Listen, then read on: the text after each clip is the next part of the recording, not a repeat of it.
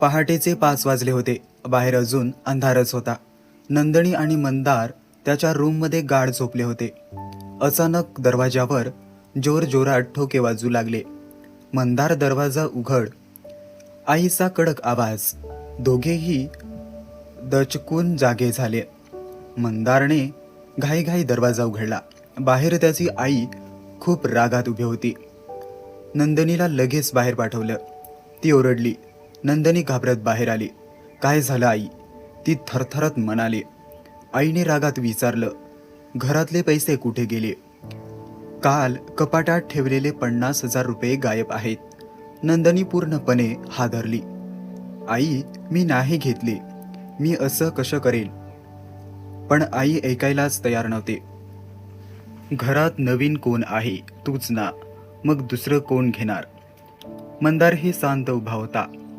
त्याने नंदिनीचा विश्वास ठेवायला हवा होता, पण आईच्या शब्दांनी तोही गोंधळला. नंदिनीच्या डोळ्यातून अश्रू वाहू लागले.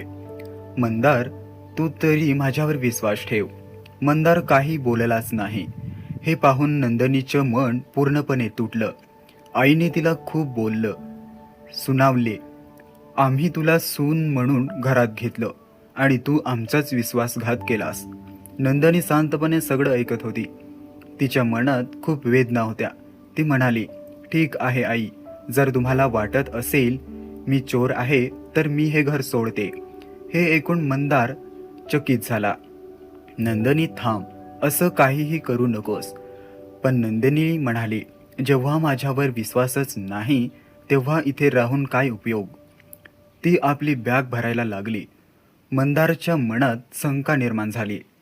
आई, आपण सीसीटीव्ही चेक करूया. आई थोडी थांबली. हो, बघूया. त्यांनी लगेच सीसीटीव्ही फुटेज पाहायला सुरुवात केली.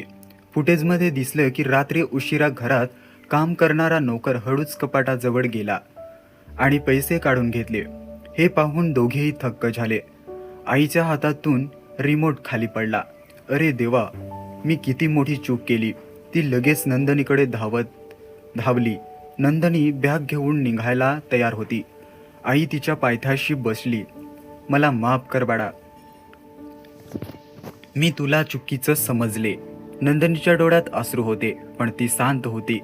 आई, तुमचं माफ करणं मला मान्य आहे, पण विश्वास परत यायला वेळ लागेल. मंदारलाही खूप वाईट वाटलं. नंदिनी, मला माफ कर. मला तुझ्यावर विश्वास ठेवायला हवा होता. नंदिनी थोडा वेळ शांत राहिली. मग म्हणाली, चूक सगळ्याकडून होते, पण त्या चुकामधून शिकणं महत्त्वाचं असतं. आई आणि मंदार दोघांनीही तिची माफी मागितली. हळूहळू घरात परत शांतता आली. विश्वास पुन्हा तयार होऊ लागला, पण यावेळी अधिक मजबूत होता.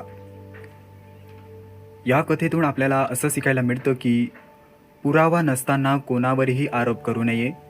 विश्वास तुटला तर परत जोडायला वेळ लागतो. नात्यामध्ये समजूत आणि समय खूप महत्त्वाचा असतो.